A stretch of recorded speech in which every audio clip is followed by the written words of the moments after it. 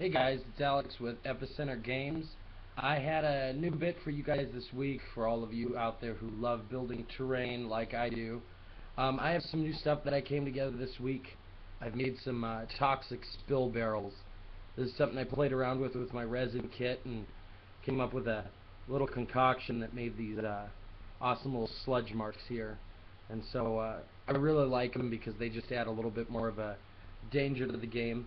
I've been building a lot this week, and I've been trying out different things. Been getting my paintability up quite a bit better with these tank traps that I have here. For those of you who are looking for some advice this week, I know that when I got started, I started using a lot of foam board. You'll see foam board. You can buy it at art craft stores. A lot of people build their terrain bases out of it. I found really quickly that this stuff, when you start to put a lot on it, or it gets moist from Elmer's glue or other things like that, you start to have a warping problem. And that gets kind of difficult because then your items are kind of, bowing, and you want them to be flush and flat on the field when you're playing on your game. And so I went out to look for something else. I knew I didn't want to be getting into any actual like plywoods or anything like that, just because the sheer amount of time it would take to cut wood every time that I wanted to do a piece of terrain was just ridiculous. So I started to look around. I was walking around Home Depot and was looking around Lowe's and looking at the different options that they had. And I got the idea I knew they had some particle boards, but still they're pretty soft. One of the things I ran across is something called tempered hardwood. You can find large sheets of it anywhere. Now this one I have marked off with some lines, but as you can see, it's got kind of a gloss to it.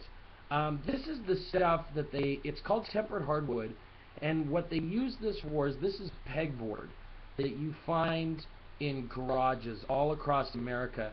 You'll see little round holes drilled all the way across it in segments, and then people can hang hooks off of it or brackets or whatever for their tools. But they sell the stuff uncorrugated, which means it doesn't have any holes in it. And I found that it was nice because it's pretty stiff, as you can see, and pretty rigid.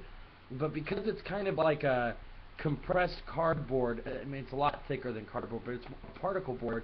Whenever I've worked with it, I've switched all of my stuff over to it because, as you can see here, it's just more of a solid base, but you can essentially cut through it with like a box cutter.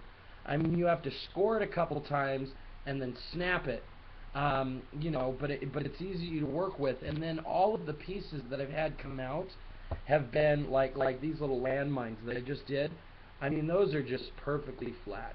The glue and the stuff that I use on here, this should have been all warped up. I've done other pieces before, and they just kind of finagled. But with this, the tempered hardwood really is lightweight. I mean, very lightweight, but incredibly durable.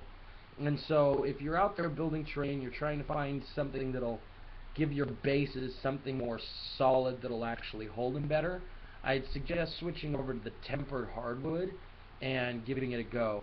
I cut it into the 1-inch squares I have here for all of my white boulders that I do, as you can see, and it's fantastic. So I'll have more updates next week, and I'd love to hear your feedback and see some links to terrain that you're building.